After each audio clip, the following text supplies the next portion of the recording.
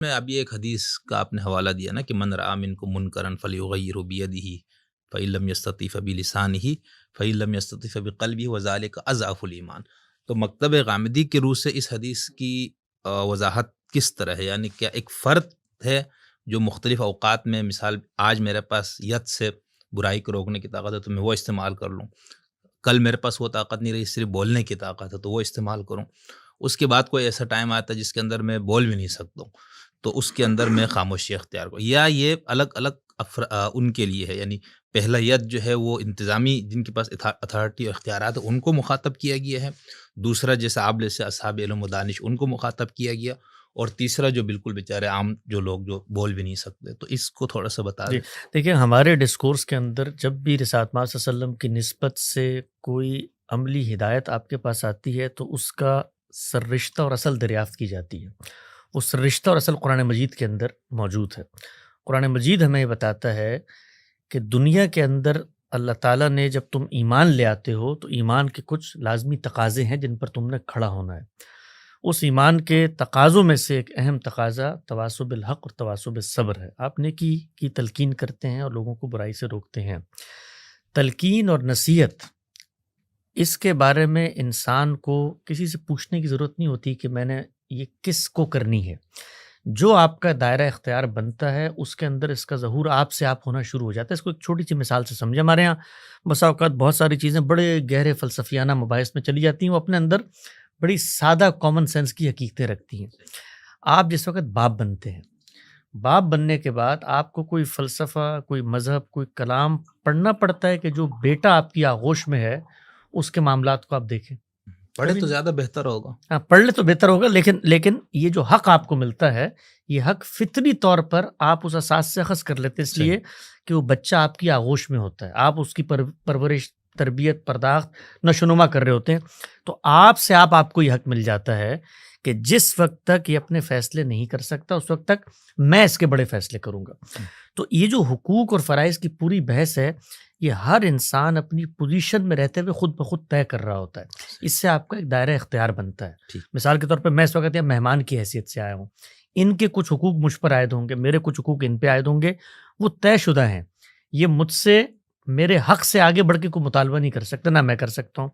تو دین اسلام میں یہ طے ہے کہ شریعت کی جو ہدایات آپ کو دی ہیں، پہلی بات تو یہ ہے کہ وہ آپ کو آپ کی استطاعت کی حیثیت سے دی. اگر آپ اس پہ عمل نہیں کر سکتے تو وہ ہدایت آپ سے اڑ جاتی ہے. مثال کے طور پر نماز ہے، آپ نماز کو ادا نہیں کر سکتے تو اللہ تعالیٰ نے آپ کو رخصت دے دی ہے، آپ جمع کر کے پڑھ لیں، آپ قصر کر کے پڑھ لیں. جو نماز کے متعین اعمال ہیں ان پر عمل درآمد نہیں ہو سکتا تو آپ بیٹھ کے نماز پڑھ لیں. تو جو حقیقت ہے اس کے مماثل پر آپ عمل کرنا شروع کر دیتے ہیں. اسی طرح سے جو حرمتیں ہیں ان کا آپ ارتکاب کرنے جا رہے ہیں تو قرآن نے بتا دیا کہ اگر استرار کی کیفیت ہے تو تم حرام کا بھی ارتکاب کر سکتے ہو. تو شریعت نے ہر جگہ پر عملی طور پہ احکام دے کر یہ بتایا ہے کہ جو بھی حکم ہے وہ تمہاری استطاعت سے متعلق ہے. استطاعت اڑ جاتی ہے تو حکم اڑ جاتا ہے. اب یہ جو حکم ہے کہ آپ نے نیکی کی تلقین کرنی ہے، برائی سے لوگوں کو روکنا ہے، یہ ہر انسان سے متعلق ہے. اس میں کچھ ذمہ داریاں اضافی نظم اجتماعی پر بطور دینی ہدایت کی بھی ڈالی گئی ہیں، وہ الگ سے ڈالی گئی ہیں، لیکن ہر انسان اپنے دائرہ اختیار میں یہ کام کرتا ہے. اب روایت کے اندر جب یہ بات آئی ہے کہ آپ اپنے سامنے کوئی برائی ہوتے ہوئے دیکھیں تو اللہ کے پیغمبر ہر ایک کو یہ کہہ رہے ہیں، ایک باپ کو بھی کہہ رہے ہیں، ایک اسکول کے پرنسپل کو بھی کہہ رہے ہیں، ایک وقت کے حکمران کو بھی کہہ رہے ہیں. اب اس نے یہ طے کرنا ہے کہ اس کا دائرہ اختیار کیا ہے. یہ برائی جو ہو رہی ہے کیا اس کے دائرہ اختیار میں ہو رہی ہے؟ مثال میں میرا بیٹا اگر کوئی فحش حرکت کرتا ہے تو یہ میرے دائرہ اختیار میں ہے کہ میں وہاں پر اگر اس کا کان لال کر سکتا ہوں تو کان لال کروں گا، ہاتھ سے روکوں گا. نہیں کر سکتا تو زبان سے بتاؤں گا. بچہ بالغ ہو گیا، بڑا ہو گیا، یا مثال طور پر میرا بچہ نہیں پڑوسی کا بچہ ہے تو ہو سکتا ہے میں دل میں برا جانوں. تو ہر آپ کی جو کیپیسٹی ہے اس کے ساتھ آپ پر ذمہ داری عائد ہوتی ہے. یہ نہیں ہو سکتا کہ ایک شخص اٹھے اور معاشرے کے اندر ہونے والی برائی کو ہاتھ سے روکنے کو، اس کا وہ مکلف ہی نہیں ٹھہرایا گیا، وہ مکلف ہی دائرہ اختیار کے اندر ہوتا ہے. تو یہ جو روایت شروع میں بھی زیر بحث ہے، خود یہ روایت بتا رہی ہے جب آخر میں کہا نا کہ یہ ایمان کی ادنا ترین صورت ہے. تو سوال یہ ہے کہ میرے اندر اگر طاقت، قدرت، صلاحیت، ملکہ، استطاعت نہیں تھی، 50 پہلوان آگے ہیں تو میں ان کو کیسے ماروں؟ تو یہ میرے ایمان کی کمزوری کا باعث کیسے بن سکتی ہے؟ یہ عقلی طور پہ بات باور ہی نہیں ہوتی. ایمان کی کمزوری کا باعث تب بنے گی کہ جب میں قدرت رکھتا تھا 50 پہلوان میرے پاس بھی تھے، میں اس دائرے میں کھڑے ہوئے ایک عورت کی اگر عزت لٹی جا رہی تھی روک سکتا تھا، نہیں روکا تو ایمان کی کمی کا باعث ہے. پرنسپل تھا، برائی کا ارتکاب ہو رہا، نہیں روکا تو ایمان کی کمی کا باعث ہے.